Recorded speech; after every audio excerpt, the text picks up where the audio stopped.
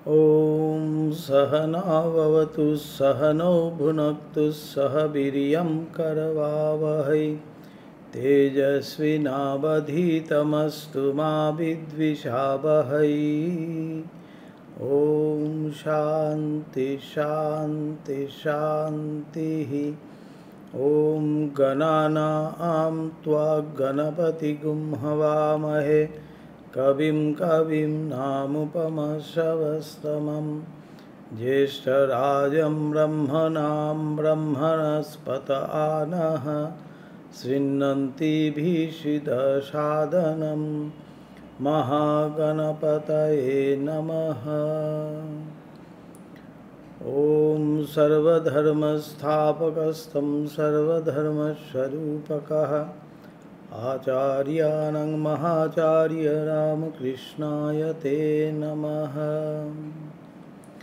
ॐ संसारार्णवघोरेयः कर्णधारस्वरूपकः नमस्तु रामकृष्णाय तस्मै श्रीगुरवे नमः।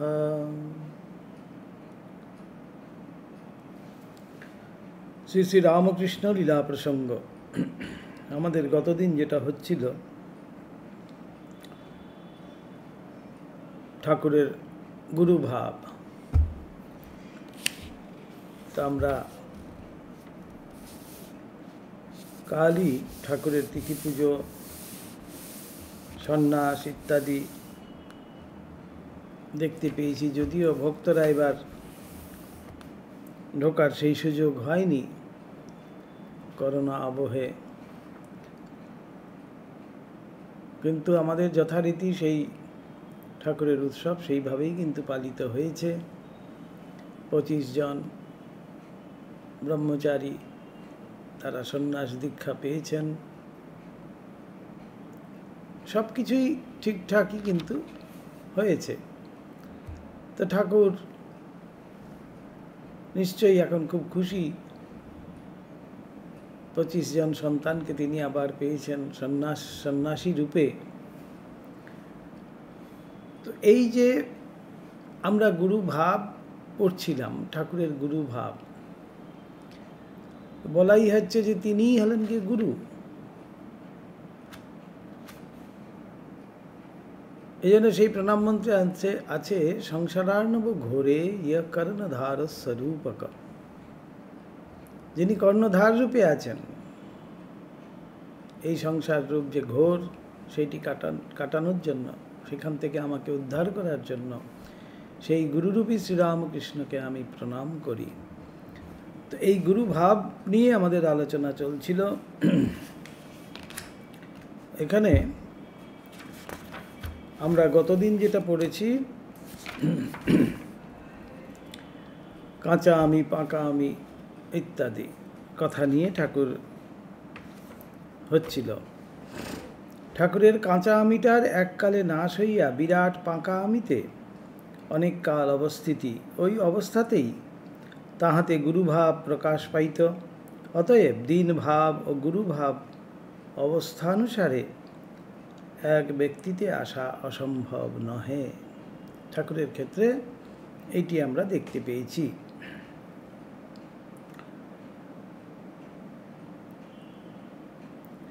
এইবার যেটা আসছে, আমরা গুপ্তভাবে ঠাকুরের ইচ্ছা ও স্পর্শমাত্রে অপরে ধর্মশক্তি জাগ্রত করিয়া দিবার দৃষ্টান্ত। 1886 খ্রিস্টাব্দ 1 জানুয়ারি ঘটনা, বিখ্যাত ঘটনা কল্পতরু, যেটা আমরা কল্পতরু দিবস হিসাবে পালন করি। 1886 খ্রিস্টাব্দের 1 জানুয়ারি পৌষ মাস, কিঞ্চিত অধিক 2 সপ্তাহ হইল ভক্তেরা শ্রীযুত মহেন্দ্রলাল সরকার ডাক্তার মহাশয়ের পরামর্শ অনুসারে ঠাকুরকে কলিকাতার উত্তরে কাশীপুরে রানী কাত্যায়নীর জামাতা গোপালবাবুর বাগানবাটিতে আনিয়া রাখিয়াছেন।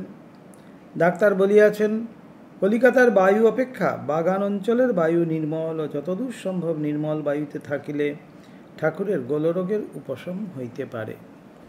একটু খোলামেলায় বাগানে, সেখানে গাছপালা যেখানে আছে সেখানে একটু খোলা বিশুদ্ধ বায়ু, সেটা ঠাকুরের জন্য ভালো ডাক্তার বলেছেন, তাই ঠাকুরের জন্য এই ব্যবস্থা হয়েছে। বাগানে আসিবার কয়েকদিন পরেই ডাক্তার রাজেন্দ্রলাল দত্ত ঠাকুরকে দেখিতে আসেন এবং লাইকোপোডিয়াম 200 ঔষধ প্রয়োগ করেন। উহাতে গোলরোগটার কিছু উপকারও বোধ হয়। ঠাকুর কিন্তু এখানে আসা অবধি বাটির দ্বিতল হইতে একদিন একবারও নিচের তলে নামেন নাই বা বাগানে বেড়াইয়া বেড়ান নাই।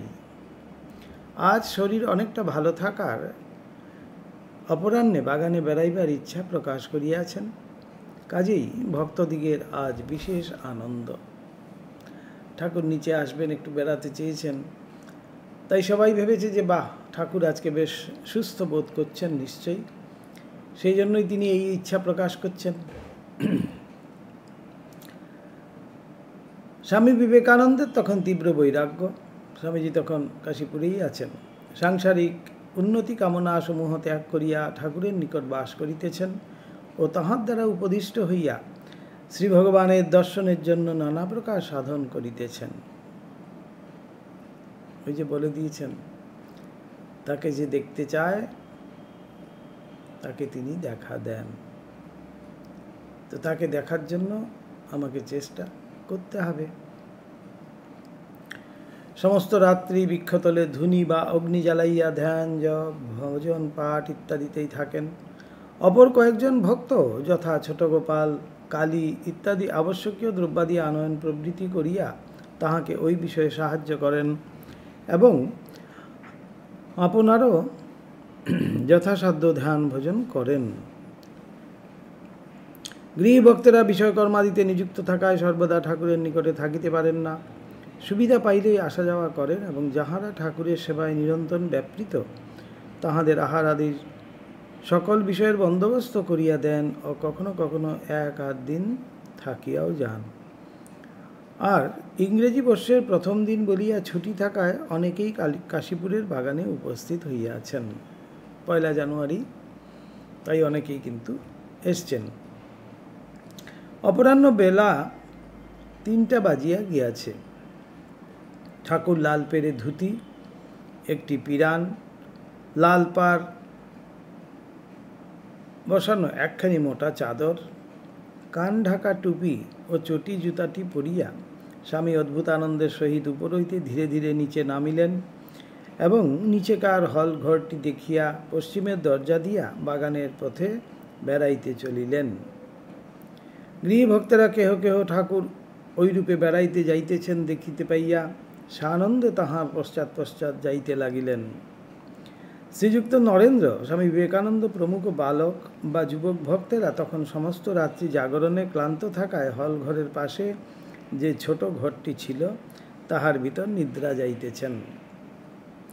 শ্রীযুক্ত লাটু, স্বামী অদ্ভুতানন্দ তাহাদিগকে ওইরূপে যাইতে দেখিয়া ঠাকুরের সহিত স্বয়ং আর অধিক দূর যাওয়া অনাবশ্যক বুঝিয়া হলঘরের সম্মুখে ক্ষুদ্র পুষ্করিণীটির দক্ষিণ পার পর্যন্ত আসিয়াই ফিরিলেন এবং অপর একজন যুবক ভক্তকে ডাকিয়া লইয়া ঠাকুর উপরে যে ঘরটিতে থাকেন সেটি ঝাঁট পাট দিয়া পরিষ্কার করিতে ও ঠাকুরের বিছানা প্রভৃতি রৌদ্রে দিতে ব্যাপৃত হইলেন। এই সময় ভাবলেন ঠাকুর তো ঘর ছেড়ে যান না, তাই বেরিয়েছেন, তাই এই সময় আমরা ঘরটাও একটু পরিষ্কার করে নিই। অদ্ভুতানন্দজি আর আরেকজন বালক ভক্ত, সেও দুজন। গৃহভক্তগণের ভিতর শ্রীযুত গিরিশের তখন প্রবল অনুরাগ। ঠাকুর কোনো সময়ে তাহার অদ্ভুত বিশ্বাসের ভূয়সী প্রশংসা করিয়া অন্য ভক্তদিগকে বলিয়াছিলেন, গিরিশের 5 শিকে 5 আনা বিশ্বাস। ইহার পর লোকে ওর অবস্থা দেখে অবাক হবে। গিরিশের সম্বন্ধে ঠাকুর এই ভবিষ্যৎবাণী করেছিলেন। পরবর্তীকালে গিরিশকে দেখে লোকে কিন্তু অবাক হবে।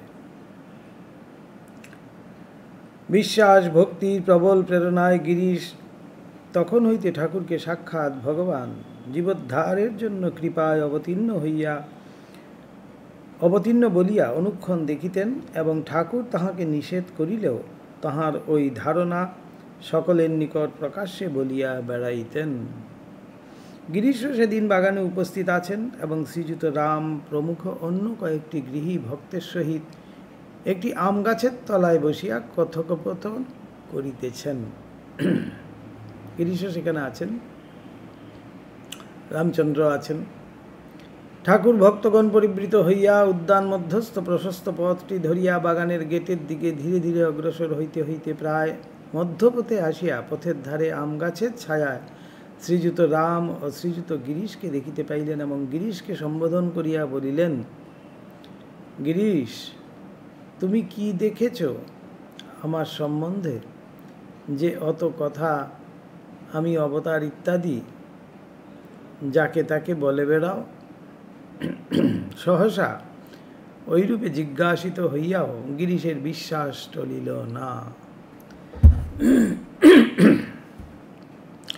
তিনি সসম্ভ্রমে উঠিয়া রাস্তার উপরে আসিয়া ঠাকুরের পদতলে জানু পাতিয়া করজোরে উপবিষ্ট হইলেন এবং গদগদ কণ্ঠে বলিলেন, ব্যাস বাল্মীকি যাহার কথা বলিয়া অন্ত করিতে পারেন নাই, আমি তাহার সম্বন্ধে অধিকার কি বলিতে পারি। প্রথমেই ঠাকুর বলছেন গিরিশের কিন্তু 5 শিকে 5 আনা বিশ্বাস। তো কেমন বিশ্বাস? ঠাকুর যখন বললেন যে তুমি এত সব আমার সম্বন্ধে বলে বেড়াও, তুমি আমার সম্বন্ধে কি বুঝেছ, কি দেখেছ, গিরিশ কিন্তু সসম্ভ্রমে সেখানে এসে ঠাকুরের সামনে সেই পথের উপরে নতজানু হয়ে হাত জোর করে বলছেন যে ব্যাস বাল্মীকি যা আর ইয়ত্তা করতে পারিনি, আমি আর কি বলবো।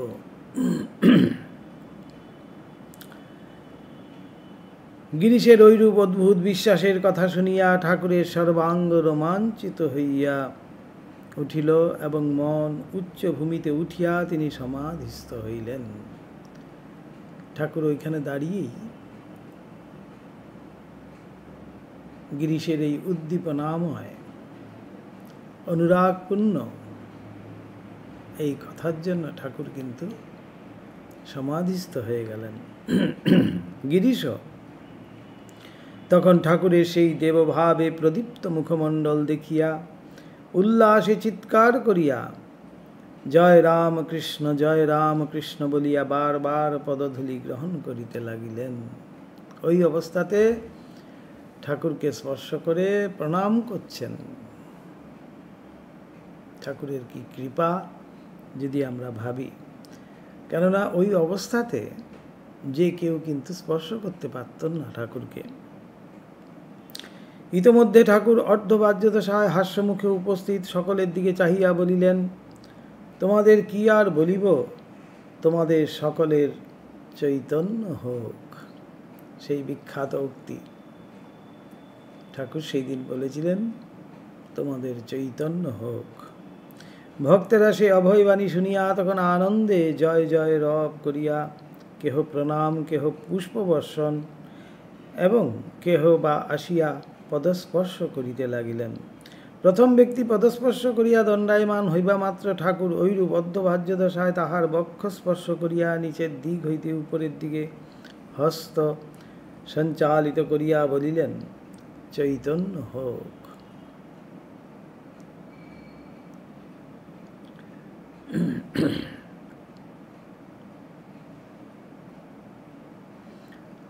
তো এই প্রথম ব্যক্তি হলেন গিয়ে গিরিশ।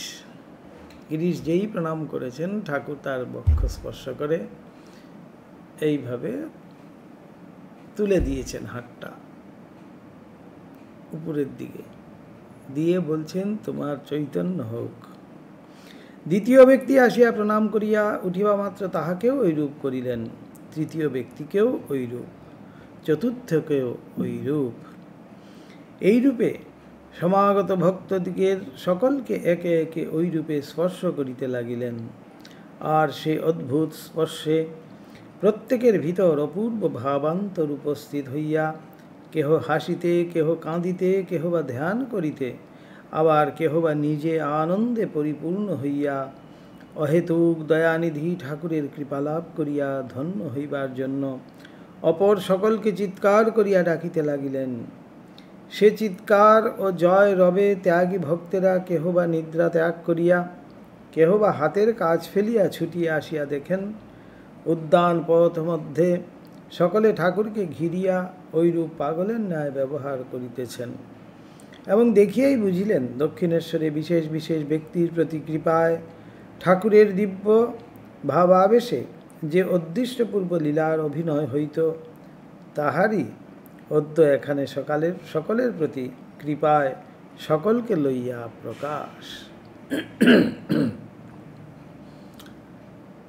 লাটু মহারাজ ইত্যাদি তারা দক্ষিণেশ্বরে ঠাকুরের এই ভাব তো অনেক দেখেছেন, সুতরাং তাদের কাছে এটা কিন্তু নতুন কিছু নয়। তারা জানেন ও দক্ষিণেশ্বরে যেটা ঠাকুর করতেন, আজ এখানে ভক্তদেরকে সবাইকে নিয়ে তিনি সেই লীলাই করছেন। ত্যাগী ভক্তেরা আসিতে আসিতেই ঠাকুরের সেই অবস্থা পরিবর্তিত হইয়া আবার সাধারণ সহজ ভাব উপস্থিত হইল। পরে গৃহী ভক্তদিগের অনেককে ওই সময় কিরূপ অনুভব হইয়াছিল তদ্বিষয়ে জিজ্ঞাসা করিয়া জানা গেল। কাহারও সিদ্ধির নেশার মতো একটা নেশা ও আনন্দ, কাহারও চক্ষু মুদ্রিত করিবার মাত্র যে মূর্তির নিত্য ধ্যান করিতেন অথচ দর্শন পাইতেন না, ভিতরে সেই মূর্তির জাজ্জল্য দর্শন। কাহারও ভিতরে পূর্বে অননুভূত একটা পদার্থ বা শক্তি যেন সরসর করিয়া উপরে উঠিতেছে, এই রূপ বোধ ও আনন্দ। এবং কাহারও বা পূর্বে যাহা কখনো দেখেন নাই, এরূপ একটা জ্যোতির চক্ষু মুদ্রিত করিলেই দর্শন ও আনন্দ অনুভব হইয়াছিল। দর্শনাদি প্রত্যেকের ভিন্ন ভিন্ন হইলেও একটা অসাধারণ দিব্য আনন্দে ভরপুর হইয়া যাইবার অনুভবটি সকলের সাধারণ প্রত্যক্ষ, এ কথাটি বেশ বুঝা গিয়াছিল। শুধু তাহাই নহে, ঠাকুরের ভিতরের অমানুষী শক্তি বিশেষই যে বাহ্য স্পর্শ দ্বারা সঞ্চারিত হইয়া প্রত্যেক ভক্তের ভিতর ঐরূপ অপূর্ব মানসিক অনুভব ও পরিবর্তন আনিয়া দিল, এই কথাটিও সকলের সাধারণ প্রত্যক্ষ বলিয়া বুঝিতে পারা যায়। উপস্থিত ভক্ত সকলের মধ্যে 2 জনকে কেবল ঠাকুর এখন নয় বলিয়া ঐরূপ স্পর্শ করেন নাই, এবং তাহারাই কেবল এ আনন্দের দিনে আপনাদিগকে হতভাগ্য জ্ঞান করিয়া বিষণ্ণ হইয়াছিলেন। পরে একদিন ঠাকুর ইহাদেরও ওই রূপে স্পর্শ করিয়াছিলেন। ইহার দ্বারা এ বিষয়টিও বুঝা গিয়াছিল যে কখন কাহার প্রতি কৃপায় ঠাকুরের ভিতর দিয়া ওই দিব্যশক্তির প্রকাশ হইবে তাহার কিছুই স্থিরতা নাই। সাধারণ অবস্থায় ঠাকুর নিজেও যাহা জানিতে বা বুঝিতে পারিতেন কিনা সে বিষয়ে সন্দেহ। অতএব বেশ বুঝা যাইতেছে, কাঁচা বা ছোট আমিত্বটাকে সম্পূর্ণরূপে বিসর্জন করিতে পারিয়াছিলেন বলিয়াই ঠাকুর বিশ্বব্যাপী আমি বা শ্রী শ্রী জগদম্বার শক্তি প্রকাশের মহান যন্ত্রস্বরূপ হইতে পারিয়াছিলেন, এবং ওই কাঁচা আমিটাকে একেবারে ত্যাগ করিয়া যথার্থ দিনের দিন অবস্থায় উপনীত হইয়াছিলেন বলিয়াই ঠাকুরের ভিতর দিয়া শ্রী শ্রী জগন্মাতার লোকগুরু জগৎগুরু ভাবটির এইরূপ অপূর্ব বিকাশ সম্ভব হইয়াছিল। এইরূপে আমিত্বের লোপেই গুরুভাব বা গুরুশক্তির বিকাশ যে সকল ধর্মগত সকল অবতার পুরুষগণের জীবনেই উপস্থিত হইয়াছিল, জগতের ধর্ম ইতিহাস এ বিষয়ে চিরকাল সাক্ষ্য দিতেছে। গুরুতে মনুষ্যবুদ্ধি করিলে ধর্মলাভ বা ঈশ্বর লাভ হয় না, একথা আমরা আবহমান কাল ধরিয়া শুনিয়া আসিতেছি। গুরু ব্রহ্মা গুরু বিষ্ণু গুরুদেব মহেশ্বর গুরুদেব পরম ব্রহ্ম তস্মৈ শ্রী গুরবে নমঃ বলাই হচ্ছে। গুরুই হলেন সেই ব্রহ্মা বিষ্ণু মহেশ্বর, তিনিই পরব্রহ্মস্বরূপ। তো গুরুতে কখনো মনুষ্য বুদ্ধি করা চলবে না। তো এই যে ঘটনা, ঠাকুর ঘটনা, এই লীলা বলা চলে, এই লীলা করছেন তার কারণটা কি? এই যে কাশীপুর উদ্যান বাটিতে তিনি বলা হয় যে সেই দিন তিনি নাকি কল্পতরু হয়েছিলেন। কল্পতরুর মানে কি? আমাদের পুরাণাদি শাস্ত্রে আছে কল্পতরু কল্পবৃক্ষ যেটাকে বলা হয় সেটি স্বর্গে আছে। সেই কল্পবৃক্ষের তলায় গিয়ে যে যা যাচনা করবে, যে যা কামনা করবে, তার সেইটি পূরণ হয়। তো ঠাকুরকে এখানে কল্পতরু বলা হচ্ছে কেন?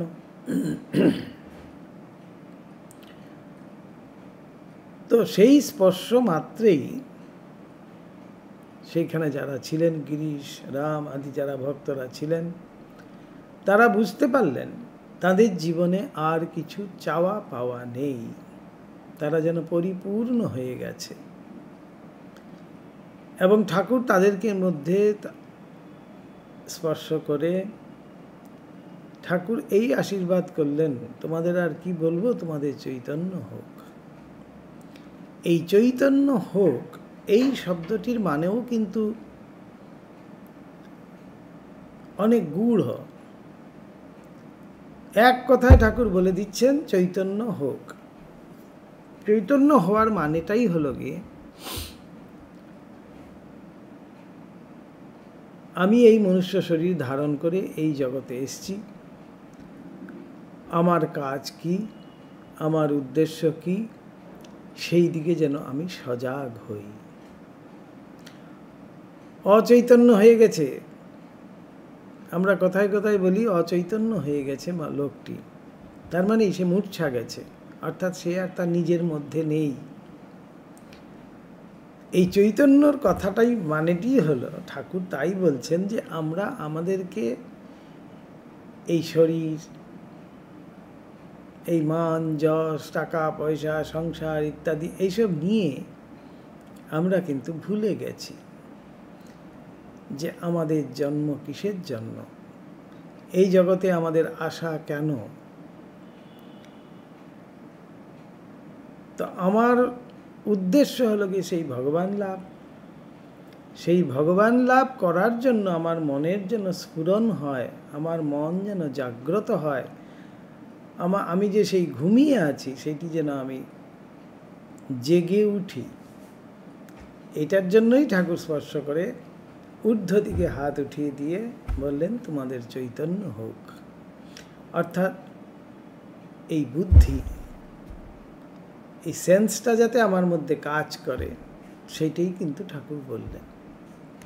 কিন্তু এখানে একটি প্রশ্ন আছে, ঠাকুর কি তাহলে সেই একদিনের জন্যই কি কল্পতরু হয়েছিলেন? না, তিনি কিন্তু নিত্যকল্পতরু।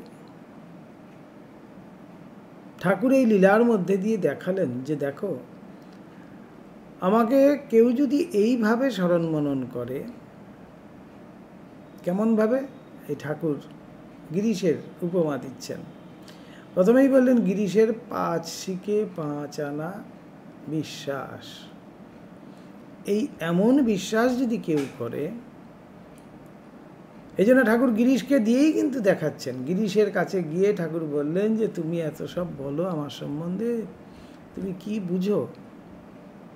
তখনই গিরিশ কিন্তু গদগদ কণ্ঠে নত জানু হয়ে এই কথা বললেন যে ব্যাস বাল্মীকি যারই হত্যা করতে পারেনি, আমি আর তার কি বলবো।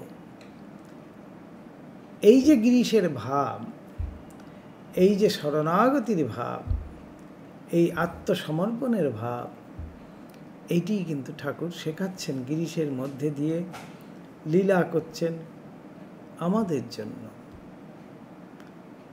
যে সম্পূর্ণভাবে তাঁর চরণে সমর্পিত, তিনি কিন্তু প্রত্যেককে স্পর্শ করবেন এবং সেই আশীর্বাদ প্রদান করবেন যে আমাদেরও যেন চৈতন্য হয়, আমরাও যেন জেগে উঠি, আমাদের কি কর্তব্য সেটা নিয়ে যেন আমরা ভাবি। এবং এই জন্যই বলছেন যে আমাদের সেই সময় পরবর্তীকালে যখন জিজ্ঞেস করা হয়েছিল তোমাদের কেমন বোধ হয়েছিল, বলছে আমরা একেবারে আনন্দে পূর্ণ হয়ে গেছিলাম। কেন? তাদের মধ্যে আর কোনো চাওয়া পাওয়া ছিল না। আমাদের মধ্যে আনন্দ নেই কেন? আমাদের মধ্যে সেই চাওয়া পাওয়ার বাসনাটুকু রয়েছে বলে। আনন্দও আমরা আশা করছি, সুখ আমরা আশা করছি, সেই জন্যই কিন্তু দুঃখ পেলে কষ্ট হচ্ছে। তো সুখ দুঃখ কোনোটাই আমি যখন আশা করব না, তখন শুধু কেবলই আনন্দই পাব। তখন তিনি আমাকে একেবারে ভরিয়ে আনন্দই দেবেন। এইটি বলা হচ্ছে তখন, অর্থাৎ আমার সেই আমিত্ব, কাঁচা আমিত্ব যে, সেইটি আর থাকছে না। ঠাকুর সেই নিজের মধ্যে দিয়ে সেটা কিন্তু দেখাচ্ছেন। গুরুতে মনুষ্য বুদ্ধি করিতে নেই, এইবার বলা হচ্ছে এই গুরু সম্বন্ধে, যে গুরু হলেন ব্রহ্মা বিষ্ণু মহেশ্বর, তিনিই পরব্রহ্মস্বরূপ ইত্যাদি স্তুতি কথা আমরা চিরকালই বিশ্বাস বা অবিশ্বাসের সহিত মন্ত্র দীক্ষাদাতা গুরুর উদ্দেশ্যে উচ্চারণ করিয়া আসিতেছি।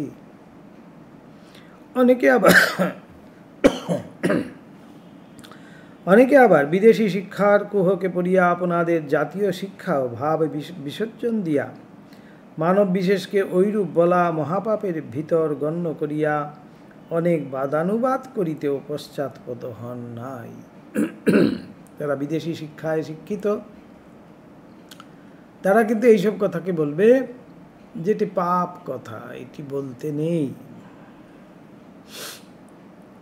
মহাপাপের ভিতর গণ্য করিয়া, কারণ কেই বা তখন বুঝে যে কোনো কোনো মানব শরীরকে আশ্রয় করিয়া প্রকাশ পাইলেও গুরু ভাবটি মানবীয় ভাব রাজ্যেরই অন্তর্গত নহে। এই গুরু ভাব বোঝাতে গিয়ে বলছেন, গুরু ভাব কখনো মানুষের মধ্যে আসতে পারে না। গুরু ভাবটাই হলো সম্পূর্ণ দেবভাব।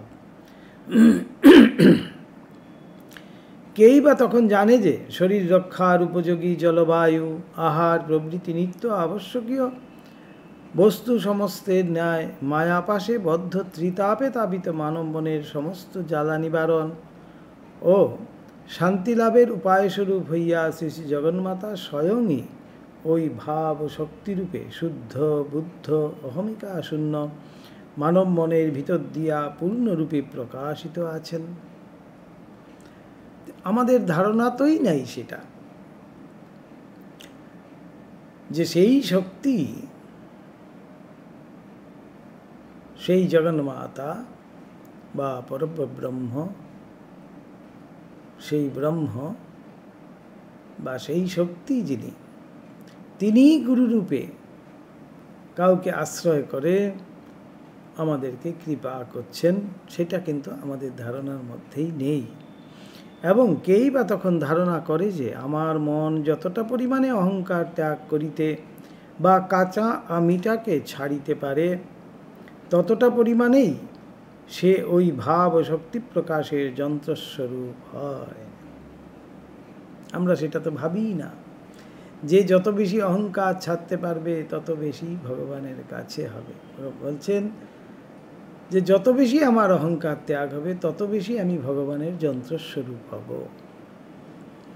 অর্থাৎ আমার আমিত্বকে যতক্ষণ আমি নাশ করতে না পারবো, ততক্ষণ আমি তার হব না।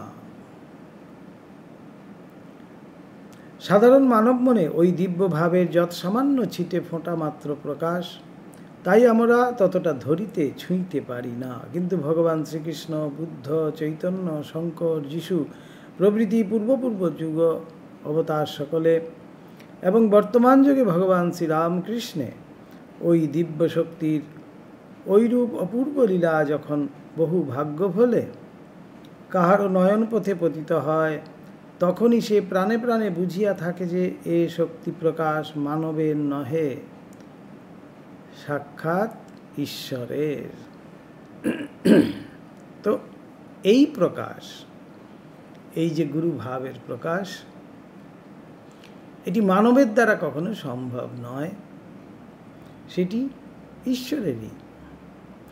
তখনই ভবরোগগ্রস্ত পথভ্রান্ত জিজ্ঞাসু মানবের মোহমলিনতা দূরে অপসারিত হয় এবং সে বলিয়া ওঠে, হে গুরু, তুমি কখনোই মানুষ নও, তুমি তিনি।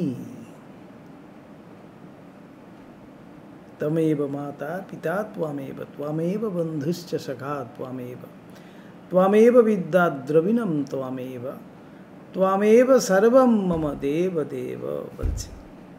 তুমি আমার সেই, তুমি মানুষ নও, তুমি আমার সেই। অতএব বুঝা যাইতেছে শ্রী শ্রী জগন্মাতা যে ভাবরূপে মানব মনের সকল প্রকার অজ্ঞান মলিনতা দূর করেন, সেই উচ্চ ভাবেরই নাম গুরুভাব বা গুরু শক্তি। এই হলো গুরুভাবের সংজ্ঞা দিচ্ছেন এবার। জগন্মাতা যে ভাবরূপে মানব মনের সকল প্রকার অজ্ঞান মলিনতা দূর করেন, সেই উচ্চ ভাবেরই নাম গুরুভাব বা গুরু শক্তি। যার মধ্যে এই মলিনতা একটুকু দর্শিত হয় না, এতটুকু দেখা যায় না, তাহলে তাকেই আমরা গুরু বলে মানতে পারি। ওই ভাবকেই শাস্ত্র গুরু নামে নির্দেশ করিয়াছেন ও মানবকে উহার প্রতি মনের 16 আনা শ্রদ্ধা ভক্তি ও বিশ্বাস অর্পণ করিতে বলিয়াছেন। গুরুকে 16 আনা বিশ্বাস যদি না করি তাহলে কিন্তু হবে না। গুরুকে যদি আমি মনে করি আমারই মতো তিনি একজন মানুষ, তাহলে কিন্তু আমার উন্নতির পথ স্থগিত হয়ে যায়। এই জন্যই বলছেন গুরুতে কখনো মনুষ্য বুদ্ধি করতে নেই, কেননা এই গুরুভাব তাঁরই কৃপায় এই গুরুভাব আমরা দেখতে পাই, তাকে গুরুরূপে আমরা আমাদের সামনে দেখতে পাই। এইটি আমাদের বিশ্বাস, এই শ্রদ্ধা অবশ্যই রাখতে হবে। কিন্তু স্থূল বুদ্ধি ভক্তি শ্রদ্ধাদি সবে মাত্র শিখিতে আরম্ভ করিয়াছে। এ প্রকার মানব মন তো আর একটা অশরীরী ভাবকে ধরিতে ছুঁইতে ভালোবাসিতে পারে না। এই জন্যই শাস্ত্র বলিয়াছেন, দীক্ষাদাতা মানবকে গুরু বলিয়া ভক্তি করিতে। এই জন্যই বলা আছে গুরুকে, গুরু হলেন তাঁরই প্রতিনিধি, শ্রী ভগবানেরই প্রতীক রূপে মানুষ গুরু হয়ে তিনি আমাকে পথ দেখাতে আসেন। তিনি কিন্তু সাধারণ মানুষ নন, তিনি সেই ভগবানের একটি রূপ। তাই তো সেই গুরু রূপকে আমরা এত শ্রদ্ধা করি, এত ভক্তি করি।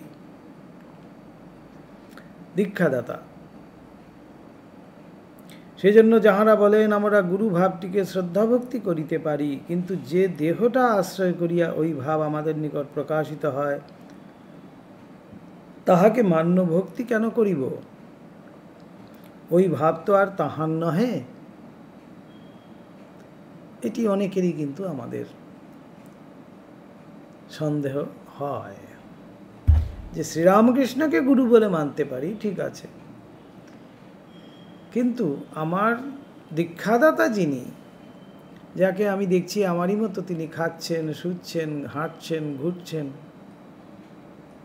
তাকে আমি সেই দেবতা হিসাবে, ব্রহ্মা বিষ্ণু মহেশ্বর হিসাবে কিভাবে দেখব? তার মধ্যে তো আমি এরকম কিছু দেখতে পাচ্ছি না। ঠাকুরের মধ্যে অনেক কিছু শুনেছি, সেই সময় অনেকে তার মধ্যে সেটি দেখেছেন, সেই জন্য ঠাকুরকে তারা গুরু হিসেবে বরণ করেছেন। এই সন্দেহ কিন্তু আমাদের মধ্যে অবশ্যই আছে। তাহাদিগকে আমরা বলি, এবার লীলা প্রসঙ্গার বলছেন, লীলা প্রসঙ্গকার এবার একটু বুঝিয়ে বলছেন যে যাদের মধ্যে এই সংশয় আছে তাদের জন্য আমরা বলছি, তাহাদিগকে আমরা বলি, ভাই করিতে পারো করো, কিন্তু দেখিও যেন নিজের মনের জুয়াচুরিতে ঠকিতে না হয়। বলছেন যদি করতে পারো করো, কিন্তু নিজের কাছে নিজে কিন্তু ঠকে যেও না, সাবধানবাণী করে দিচ্ছেন একেবারে। শক্তি বা ভাব এবং যদ অবলম্বনে ওই ভাব প্রকাশিত থাকে, তদ উভয়কে কখনো তো পৃথক পৃথক ভাবিতে দেখো নাই। তবে কেমন করিয়া আগুন ও আগুনের দাহিকা শক্তিকে পৃথক করিয়া একটিকে গ্রহণ ও ভক্তি শ্রদ্ধা করিবে এবং অপরটিকে ত্যাগ করিবে, তাহা বলিতে পারি না।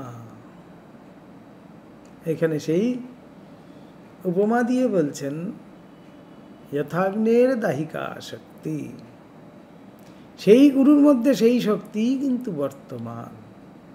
তার মধ্যে হয়তো অগ্নি আমি দেখতে পাচ্ছি না যদিও, কিন্তু তার মধ্যে যখনই হাত দিচ্ছে একটু গরম লাগছে, তখনই আমি বুঝতে পারছি না এখানে তো অগ্নি আছে। অগ্নি হয়তো আমি চোখে দেখতে পাচ্ছি না। ঠিক সেই রকমই আমার যে দীক্ষাদাতা, আমি তাকে হয়তো সেইভাবে, সেই ভাবস্থ অবস্থায়, সেই উচ্চ ভাবাপন্ন অবস্থায় আমি হয়তো তাকে দেখতে পাচ্ছি না ঠিকই, কিন্তু একটি কথা মনে রাখতে হবে, তিনি যখন গুরুর আসনে এসে বসেছেন, তিনি কিন্তু আর কেউ নন। তিনি হলেন সেই যে পরমেশ্বর, সেই যে শ্রী ভগবান শ্রীরামকৃষ্ণ, তাঁরই কিন্তু প্রতিনিধি। তাঁরই শক্তি এই মানুষ গুরুর মধ্যে দিয়েও কিন্তু কাজ করছে। তাহলে আগুনকে যদি মানি, তার দাহিকা শক্তিকেও মানতে হবে, আর দাহিকা শক্তিকে যদি মানি, তাহলে আগুনকেও মানতে হবে। এটি উপমা দিয়ে এখানে বোঝানো হচ্ছে। যে যাহাকে ভালোবাসে বা ভক্তি করে, সে প্রেমাস্পদের ব্যবহৃত অতি সামান্য জিনিসটাকেও হৃদয়ে ধারণ করে। সামান্য একটা জিনিস, সেটাকেও কিন্তু খুব শ্রদ্ধা করে।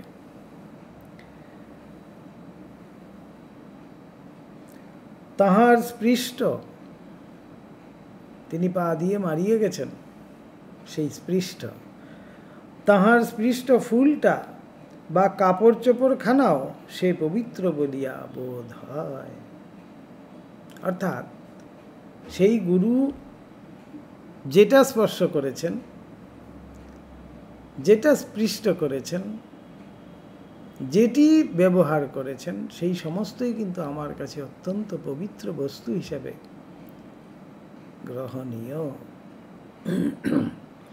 তিনি যে স্থান দিয়া চলিয়া যান, সেখানকার মাটিটাও তাহার কাছে বহু মূল্যবান, পদরজ ও বহু আদরের জিনিস বলিয়া বোধ হয়। তবে তিনি যে শরীরটাতে অবস্থান করিয়া তাহার পূজা গ্রহণ করেন ও তাহাকে কৃপা করেন, সেটার প্রতি যে তাহার শ্রদ্ধা ভক্তি হইবে, এটা কি আর বুঝাইয়া বলিতে হইবে? যাহারা গুরুভাবটি কি তাহাই বুঝে না, তাহারাই ঐরূপ কথা বলিয়া থাকে।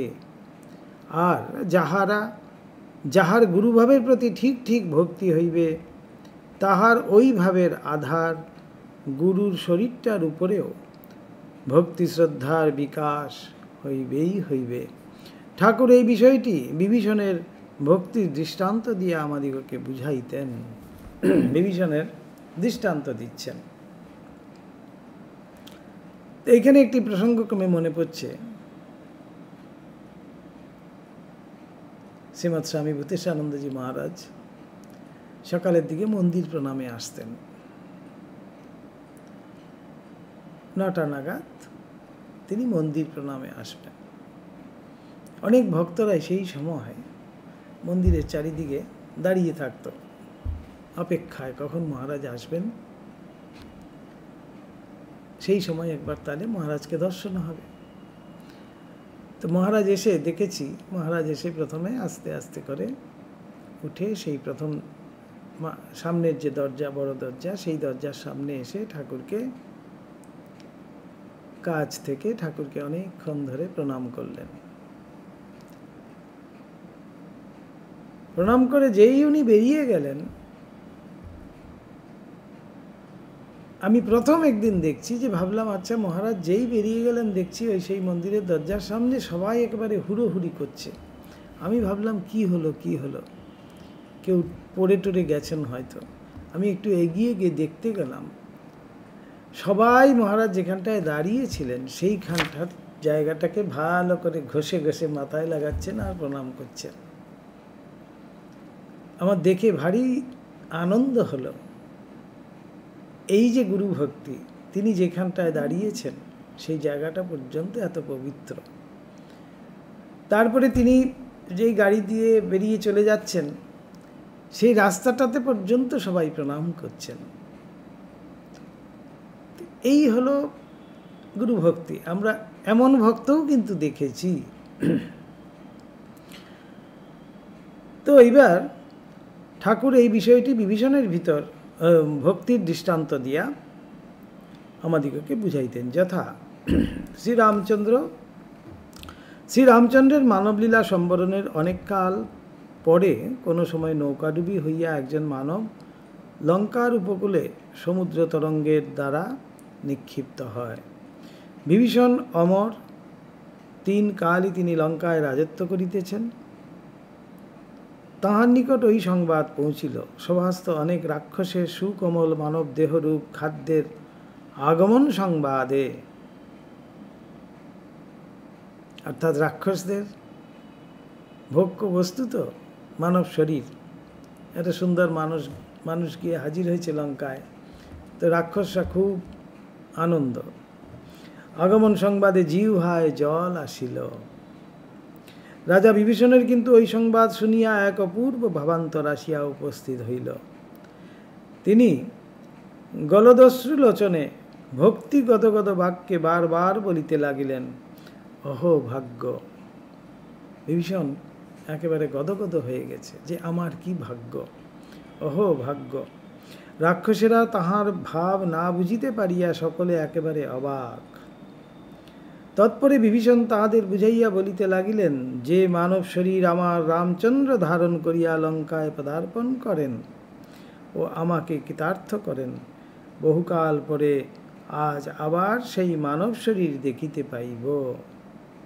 এ কি কম ভাগ্যের কথা? আমার মনে হইতেছে যেন সাক্ষাৎ রামচন্দ্রই পুনরায় ওই রূপে আসিয়াছেন। এই বলিয়া রাজা, পাত্র, মিত্র, সভাসদ সকলকে সঙ্গে লইয়া সমুদ্র উপকূলে আসিয়া উপস্থিত হইলেন এবং বহু সম্মান ও আদর করিয়া উক্ত মানবকে প্রাসাদে লইয়া যাইলেন। পরে তাহাকে এই সিংহাসনে বসাইয়া নিজ সপরিবারে অনুগত দাস ভাবে তাহার সেবা ও বন্দনাদি করিতে লাগিলেন। এইরূপে কিছুকাল তাহাকে লঙ্কায় রাখিয়া নানা ধনরত্ন উপহার দিয়া সজল নয়নে বিদায় দিলেন এবং অনুচর বর্গের দ্বারা বাটি পৌঁছাইয়া দিলেন। এমনই ভাব। ঠাকুর বলছেন যে গুরুর বাড়ির বেড়ালটাকেও মান্যি করে। যেমন আমাদের কিন্তু একটা সাধারণভাবেই আছে, কামারপুকুর থেকে একটা ছোট্ট কিছু এসছে, আহা কামারপুকুরের জিনিস, তাহলে নিশ্চয়ই নেব। জয়রামবাটির সেই মুড়ি প্রসাদ হয়তো একটু এসছে, সেটা অতি যত্ন করে অতি ভক্তি সহকারে আমরা সেটা গ্রহণ করি, যে জয়রামবাটির মায়ের প্রসাদ। এইভাবে জয়রামবাটির থেকে কেউ এসছে মানেই একটা প্রকাশ হয়তো আমরা করছি না, কিন্তু মনে একটা বেশ আনন্দ হয়, আহা মায়ের দেশের লোক এসছে। কামারপুকুর থেকে কেউ এসছে, ঠাকুরের দেশের লোক এসছে, আসুন আসুন করে ডাকি তাকে। তাদের সাথে যেন একটা আমাদের আত্মীয়তা হয়ে যায়। এই হলো কি আমাদের, যেমন মেরোগ্রামের সামনে দিয়ে যাচ্ছেন মহাপ্রভু, সেই মেরোগ্রামের যে মাটি, সেই মাটি দিয়েই খোল তৈরি হয়। মহাপ্রভু যেই শুনলেন যে ও এই সেই গ্রাম, এখানকার মাটি দিয়েই খোল তৈরি হয় আর সেই খোলেতেই হরিনাম হয়, তিনি সেখানে তখন ভাবস্থ হয়ে সেই মাটিতে গড়াগড়ি দিচ্ছেন। এই হলো গিয়ে ভাব। তো আমরা বিভীষণের ক্ষেত্রেও কিন্তু এই ঠাকুরের কথিত এই গল্পের মধ্যেই বুঝতে পারি। অর্থাৎ সেই মানব শরীর, ভগবান রামচন্দ্র সেই মানব শরীরেই এসছিলেন, সেই জন্য মানব শরীর তার কাছে যেন সব সময় পূজ্য। গল্পটি বলিয়া ঠাকুর আবার বলিতেন, ঠিক ঠিক ভক্তি হলে এই রূপ হয়। সামান্য জিনিস হতেও তার ঈশ্বরের উদ্দীপনা হয়ে ভাবে বিভোর হয়। শুনিসনি এই মাটিতে খোল হয় বলে, এই আসছে ঘটনা, এই মাটিতে খোল হয় বলে চৈতন্যদেবের ভাব হয়েছিল। এক সময় এক জায়গা দিয়ে যেতে যেতে তিনি শুনলেন যে সেই গ্রামে হরি সংকীর্তনের সময় যে খোল বাজে, লোকে সেই খোল তৈয়ার উহা বিক্রয় করে দিনপাত করে। শুনেই তিনি বলে উঠলেন, এই মাটিতে খোল হয়? বলেই ভাবে বাহ্য জ্ঞান শূন্য হলেন, কেননা উদ্দীপনা হলো এই মাটিতে খোল হয়, সেই খোল বাজিয়ে হরিনাম হয়, সেই হরি সকলের প্রাণের প্রাণ, সুন্দরের চাইতেও সুন্দর। একেবারে এত কথা মনে হয়ে হরিতে চিত্ত স্থির হয়ে গেল। সেই রকম যার গুরুভক্তি হয়, তার গুরুর আত্মীয় কুটুম্বদের দেখলে তো গুরুর উদ্দীপনা হবেই। যে গ্রামে গুরুর বাড়ি, সে গ্রামের লোকেদের দেখলেও ওইরূপ উদ্দীপনা হয়ে তাদের প্রণাম করে পায়ের ধুলো নেয়, খাওয়ায় দাওয়ায় সেবা করে। এই অবস্থা হলে গুরুর দোষ আর দেখতে পাওয়া যায় না। তখনই এ কথা বলা চলে, যদ্যপি আমার গুরু শুঁড়ি বাড়ি যায়, তথাপি আমার গুরু নিত্যানন্দ রায়। কে এসে বলছে, আরে তোমার গুরুকে তো দেখলাম শুঁড়ি বাড়ি যাচ্ছে। শুঁড়ি বাড়ি মানে হলো গিয়ে যেখানে মদ বিক্রি হয়, মাদক দ্রব্য। বলছেন তা হোক, তবুও তিনি আমার গুরু নিত্যানন্দ রায়। তখন আর গুরুর মধ্যে সে কখনো কোনো দোষ দেখতে পায় না, এমনই তার গুরু ভক্তি। নইলে মানুষের তো দোষ গুণ আছেই সে তার ভক্তিতে, কিন্তু তখন আর মানুষকে মানুষ দেখে না, ভগবান বলেই দেখে।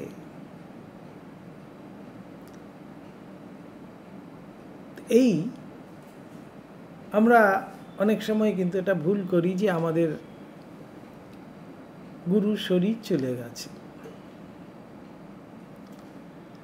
গুরু শরীর কিন্তু কখনো যেতেই পারে না, কেননা গুরু শরীর নন।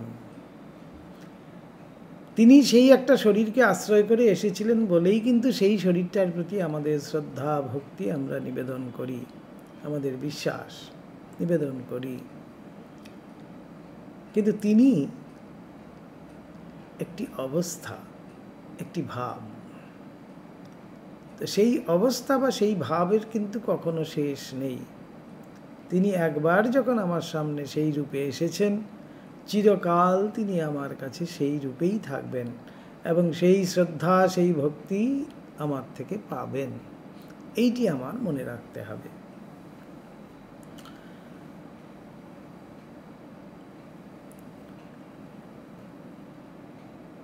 সে তার ভক্তিতে কিন্তু তখন আর মানুষকে মানুষ দেখে না, ভগবান বলেই দেখে। যেমন নেবা লাগা চোখে সব হলুদ বর্ণ দেখে, সেই রকম যখন তার ভক্তি তাকে দেখিয়ে দেয় যে ঈশ্বরই সব, তিনিই গুরু, পিতা, মাতা, মানুষ, গরু, জড় চেতন সব হয়েছেন।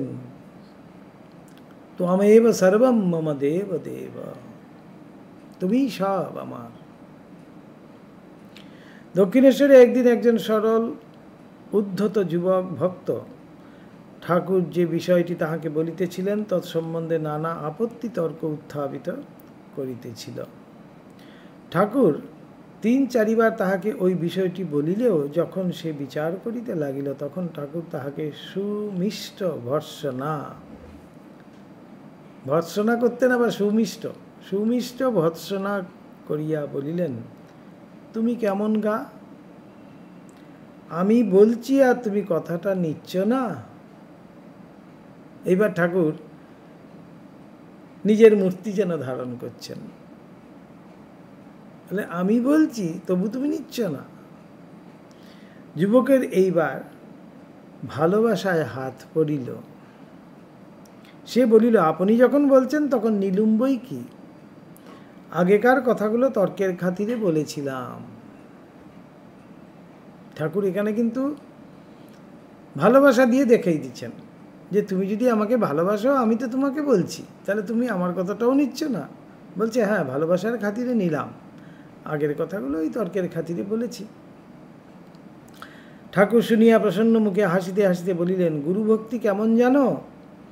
গুরু যা বলবে তা তখনই দেখতে পাবে। সে ভক্তি ছিল অর্জুনের।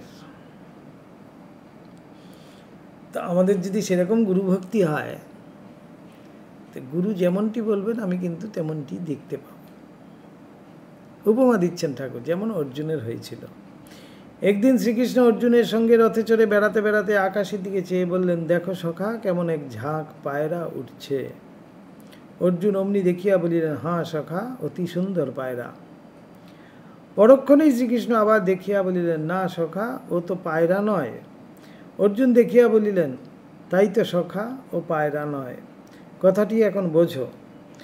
অর্জুন মহাসত্যনিষ্ঠ, তিনি তো আর কৃষ্ণের খোসামত করিয়া ঐরূপ বলিলেন না।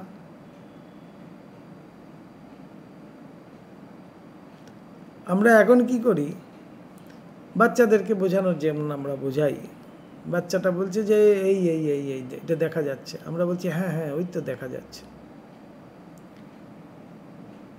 কিন্তু অর্জুনের ক্ষেত্রে তিনি সত্যনিষ্ঠ বীর, তিনি কৃষ্ণকে খোসামত করার জন্য কৃষ্ণ যা বলছেন তাতেই হাঁ দিচ্ছেন, সেটা তো নয়। কিন্তু কথাটা হলো, তাকে গুরুরূপে যখন মেনেছেন, গুরু যা বলছেন সেটাই কিন্তু দেখছেন। গুরু পায়রা বলছেন, পায়রা দেখছেন। গুরু বলছেন যে পায়রা নয়, তিনি বলছেন হ্যাঁ নয়। তিনি কিন্তু দেখছেন না। পায়রা আছে তারপরে বলছেন নয়, তা কিন্তু নয়। তিনি কিন্তু দেখতে পাচ্ছেন না। যেমনটি শ্রীকৃষ্ণ বলছেন তেমনটি অর্জুন দেখছেন। এই হলো গুরুভক্তি। কিন্তু শ্রীকৃষ্ণের কথায় তার এত বিশ্বাস ভক্তি যে যেমন যেমন শ্রীকৃষ্ণ বললেন, অর্জুনও তখন ঠিক ঠিক তা দেখতে পেলেন। এই হলো গুরুভক্তি নিদর্শন। শাস্ত্র যাহাকে অজ্ঞান অন্ধকার দূরীকরণ সমর্থ গুরু বলিয়া নির্দেশ করিয়াছেন, তাহা পূর্বোক্ত রূপে ঐশ্বরিক ভাববিশেষ বলিয়া নির্ণীত হইলে সঙ্গে সঙ্গে আর একটি কথাও সত্য বলিয়া স্বীকার করিতে হয়, তাহা এই, গুরু অনেক নহেন। এটাও আমাদের একটা কিন্তু দীর্ঘদিনের একটা সংশয়, একটা সন্দেহ। আমরা একে অপরকে জিজ্ঞেস করি, আপনার গুরু কে? তাই তো? এটা কিন্তু অজ্ঞানতার থেকেই। গুরু অনেক নহেন এক। আধার বা যে যে শরীর অবলম্বনে ঈশ্বরের ওই ভাব প্রকাশিত হয়, তাহা ভিন্ন ভিন্ন হইলেও তোমার গুরু আমার গুরু পৃথক নহেন, ভাবরূপে এক।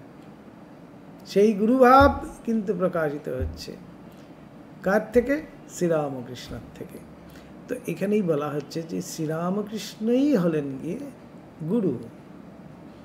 তারই ভাব বিভিন্ন শরীর অবলম্বনে প্রকাশিত হচ্ছে। তা শরীর অবলম্বনে প্রকাশিত হচ্ছে মানেই হলো গিয়ে, আমি যদি করে নেই যে এই শরীরই আমার জন্য গুরু, ওই শরীর ওর জন্য গুরু, ওই শরীর আরেকজনের জন্য গুরু, এরকমটি কিন্তু নয়। গুরু আমরা হয়তো দেখতে পাচ্ছি অনেক, কিন্তু তিনি এক বলছেন। বিভিন্ন শরীর অবলম্বনে হয়তো তিনি সেই কৃপা করছেন আধার রূপে। যেমন জল আমি ঘটিতেও রেখেছি, গ্লাসেও রেখেছি, বাটিতেও রেখেছি, জ্বালাতেও রেখেছি, কিন্তু সেই একই জল। আমি যদি বলি যে না, ঘটির জলটার সাথে গ্লাসের জলটা কিন্তু অনেক মিলছে না, না, আধারটুকু হয়তো শুধু মিলছে না। আমরা দেখছি আধারটুকু, এটা গ্লাস, ওটা ঘটি, কিন্তু সেই জলই কিন্তু একই জল। মৃন্ময় মূর্তিতে দ্রোণকে আচার্যরূপে গ্রহণ, একলব্যের কথা এবার আসছে। মৃন্ময় মূর্তিতে দ্রোণকে আচার্যরূপে গ্রহণ ও ভক্তিপূর্বক একলব্যের ধনুর্বেদ লাভ রূপ মহাভারতীয় কথাটি ইহারই দৃষ্টান্তস্বরূপে বলা যাইতে পারে। তিনি ছোট জাত, রাজপুত্রদেরই তিনি অস্ত্র শিক্ষা দেবেন। সেই জন্য একলব্যের দ্রোণাচার্যের কাছে অস্ত্র শিক্ষা করা হচ্ছে না। তো কিন্তু দ্রোণাচার্য একেবারে নিশ্চিত যে আমার গুরু কিন্তু দ্রোণাচার্যই। তিনি মনে মনে দ্রোণাচার্যকেই গুরু হিসাবে মেনে নিয়েছেন। তাই কি করলেন, জঙ্গলে গিয়ে দ্রোণাচার্যের মূর্তির সামনে এমন ধনুর্বিদ্যা শিখলেন, অর্জুনের থেকেও বড় হয়ে গেছিলেন।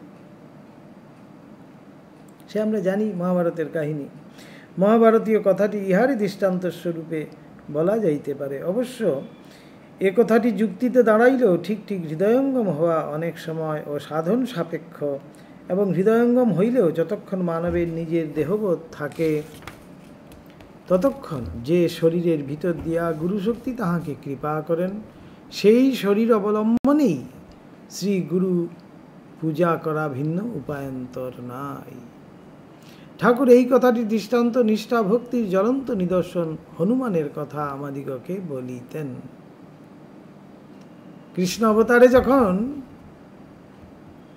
মহাবীরের সামনে এসে শ্রীকৃষ্ণ দাঁড়ালেন, মহাবীরজি কিন্তু দেখতে চাইছেন না, বলছেন যে না, আমি আমার সেই রামরূপই দেখতে চাইছি, অর্থাৎ ওই রূপটাকেই আমি কিন্তু আমার সর্বস্ব ভেবে জেনেছি, সেই জন্য আমি ওই রূপেই তোমাকে দেখতে চাই। একটা গল্প বলছেন আবার, যথা লঙ্কা সমরে শ্রী রামচন্দ্র তাহার ভ্রাতা লক্ষণ মহাবীর মেঘনাদ কর্তৃক কোনো সময়ে নাগপাশে আবদ্ধ হন এবং উহা হইতে মুক্তি পাইবার জন্য নাগকুলের চিরশত্রু গরুরকে স্মরণ করিয়া আনয়ন করেন। গরুরকে দেখিবা মাত্র নাগকুল ভয়ত্রস্ত হইয়া যে যেদিকে পারিল পলায়ন করিল। রামচন্দ্র নিজ ভক্ত গরুরের প্রতি প্রসন্ন হইয়া গরুরের চিরকাল পূজিত ইষ্টমূর্তি বিষ্ণুরূপে তাহার সম্মুখে আবির্ভূত হইলেন ও তাহাকে বুঝাইয়া দিলেন যিনি বিষ্ণু তিনিই তখন রামরূপে অবতীর্ণ।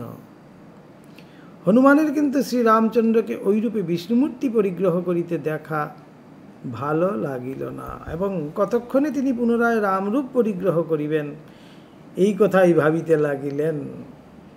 হনুমানজি তিনি রামকে সেই বিষ্ণুরূপে কিন্তু তার ভালো লাগছে না, তিনি ভাবছেন যে কতক্ষণে আবার তিনি সেই রামরূপ পরিগ্রহ করবেন। হনুমানের এই প্রকার মনোভাব বুঝিতে রামচন্দ্রের বিলম্ব হইল না। তিনি গরুরকে বিদায় দিয়াই পুনরায় রামরূপ পরিগ্রহ করিয়া হনুমানকে জিজ্ঞাসা করিলেন, বৎস, আমার বিষ্ণুরূপ দেখিয়া তোমার ঐরূপ ভাবান্তর হইল কেন? তুমি মহাজ্ঞানী, তোমার তো আর জানিতে ও বুঝিতে বাকি নাই যে রাম সেই বিষ্ণু। হনুমানকে প্রশ্ন করছে, তুমি তো জ্ঞানী। হনুমান তাহাতে বিনীতভাবে উত্তর করিলেন, সত্য বটে, এক পরমাত্মাই উভয় রূপ পরিগ্রহ করিয়াছেন এবং সেই জন্য শ্রীনাথ ও জানকীনাথে কোনো প্রভেদ নাই। কিন্তু তথাপি আমার প্রাণ সতত জানকীনাথেরই দর্শন চায়, কারণ তিনি আমার সর্বস্ব। ওই মূর্তির ভিতর দিয়াই আমি ভগবানের প্রকাশ দেখিয়া কৃতার্থ হইয়াছি। এই দীক্ষাগুরু এই জন্যই আমাদের কাছে এত পূজ্য, এত সম্মানীয়, এত শ্রদ্ধার, এত ভালোবাসার। কেননা এই মূর্তির মধ্যে দিয়েই আমি কিন্তু কৃপা পেয়েছি, সেই পথের সন্ধান পেয়েছি, সেই জন্যই সেই মূর্তি, সেই আধার আমার কাছে এত প্রিয়। শ্রীনাথে জানকীনাথে অভেদ পরমাত্মানি। তথাপি এই জন্যই বলছেন, তথাপি মম সর্বস্ব রাম কোমললোচন। শ্রীনাথ অর্থাৎ শ্রীকৃষ্ণ বা বিষ্ণু, আর জানকীনাথ, জানকীর নাথ, সীতানাথ একই, কিন্তু সেই পরমাত্মারই দুটি রূপ। তথাপি মম সর্বস্ব, আমার সর্বস্ব কিন্তু সেই রাম কোমল লোচন। এই জন্যই রামরূপ আমার কাছে এত প্রিয়। এই রূপে গুরুভাবটি শ্রী শ্রী জগন্মাতার শক্তি বিশেষ ও সেই শক্তি সকল মানব মনেই সুপ্ত বা ব্যক্তভাবে নিহিত রহিয়াছে বলিয়াই গুরুভক্তিপরায়ণ সাধক শেষে এমন এক অবস্থায় উপনীত হন যে তখন ওই শক্তি তাহার নিজের ভিতর দিয়া প্রকাশিত হইয়া ধর্মের জটিল নিগূঢ় তত্ত্ব সকল তাহাকে বুঝাইয়া দিতে থাকে। তখন সাধককে আর বাহিরের কাহাকেও জিজ্ঞাসা করিয়া ধর্ম বিষয়ক কোনরূপ সন্দেহ ভঞ্জন করিয়া লইতে হয় না, নিজেই নিজের গুরু হয়ে যায়। শুদ্ধ মন, পবিত্র মন, সেই কিন্তু তখন তাকে গুরুরূপে কাজ করে। গুরুরূপে সে তখন তাকে বুদ্ধি দিতে থাকে, কৃপা করতে থাকে। গীতায় শ্রী ভগবান অর্জুনকে বলিয়াছেন, যদাতে মহকলিলম বুদ্ধির ব্যতীত্বরিষ্যতি তদা গন্তাসি নির্বেদম শ্রোতব্যস্য শ্রুতস্য চ। এই যে সেই মনই কিন্তু আমাদের তখন গুরুরূপে কাজ করে। যখন তোমার বুদ্ধি অজ্ঞান মোহ হইতে বিমুক্ত হইবে তখন আর এটা শোনা উচিত, ওটা শাস্ত্রে আছে ইত্যাদি কথায় আর তোমার প্রয়োজন থাকিবে না। তখন আমরা কি বলি, আমার নিজেরটা যেটা আমি শুনছি সেটাই ঠিক আছে। কিন্তু এটা অহংকার বসে যদি বলি তাহলে কিন্তু ভুল হবে। আগে সাধন করতে করতে মনটা সেই জায়গায় আসবে, তখন বোঝা যাবে যে আমার মন যেটি বলছে সেটি কিন্তু ঠিক। স্বামীজিও বলছেন, হৃদয় থেকে যা বলছে সেটাই কিন্তু ঠিক। তুমি ওই সকলের পারে চলিয়া যাইয়া আপনি তখন সকল বুঝিতে পারিবে। তখন আমাদের আর জিজ্ঞাসা থাকে না।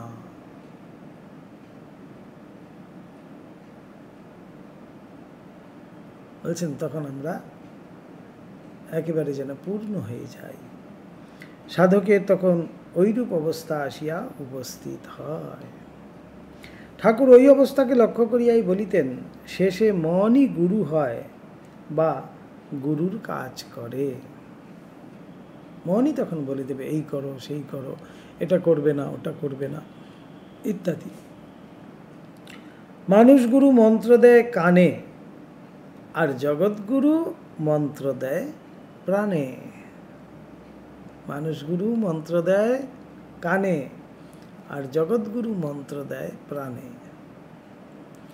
কিন্তু সে মন আর এ মনে অনেক প্রভেদ। সে সময় মন শুদ্ধ সত্য পবিত্র হইয়া ঈশ্বরের উচ্চ শক্তি প্রকাশের যন্ত্রস্বরূপ হয়, আর এ সময়ে মন ঈশ্বর হইতে বিমুখ হইয়া ভোগ সুখ ও কাম কোদাদিতেই মাতিয়া থাকিতে চায়। ঠাকুর বলিতেন, গুরু যেন সখী, গুরু যেন সখী। সখীরা যেমন সবসময় সাথে সাথে থাকে, সখী। যতদিন না শ্রীকৃষ্ণের সহিত শ্রী রাধার মিলন হয় ততদিন সখীর কাজের বিরাম নাই। সেইরূপ যতদিন না ইষ্টের সহিত সাধকের মিলন হয় ততদিন গুরুর কাজের শেষ নাই।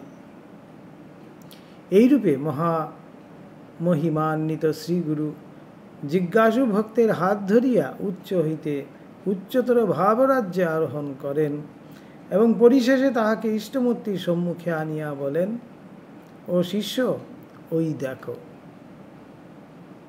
ইহা বলিয়াই অন্তর্হিত হন।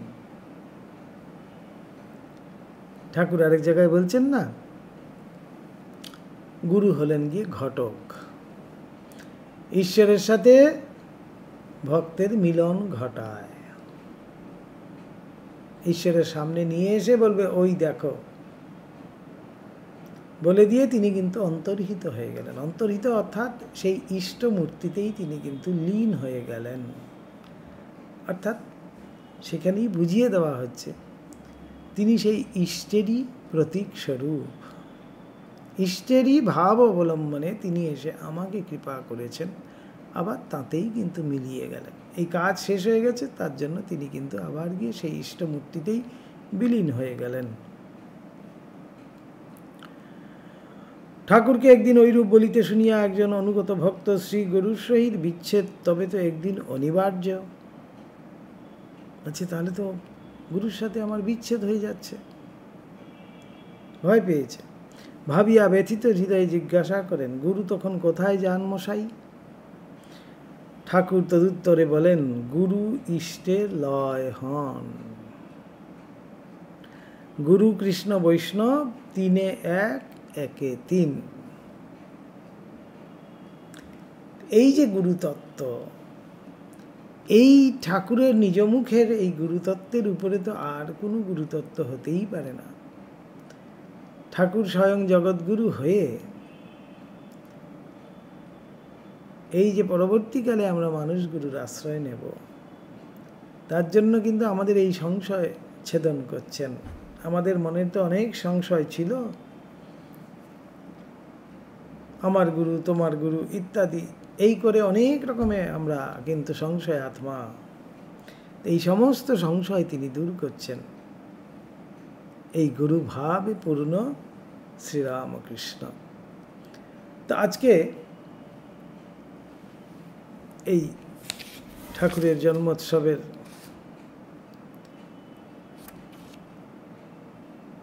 এই দিনে ঠাকুরের এই গুরুভাব আমাদেরকে নিশ্চয় উদ্দীপিত করবে। আমরা এটা নিয়ে কিছুটা হলেও কিন্তু চিন্তা করব, ভাবব। এই হলো শ্রীরামকৃষ্ণ গুরুর কাছে আমাদের এই প্রার্থনা। ওম গুরু ব্রহ্মা গুরু বিষ্ণু গুরুদেব মহেশ্বর গুরুদেব পরম ব্রহ্ম তস্मै শ্রী গুরবে নমঃ। ওম সংসারার্ণব ঘোরে কর্ণধার স্বরূপক নমস্তু রামকৃষ্ণায় তস্मै শ্রী গুরবে নমঃ। ওম শান্তি শান্তি শান্তি। হরি ওম তৎসৎ। শ্রীরামকৃষ্ণার্পণমস্তু।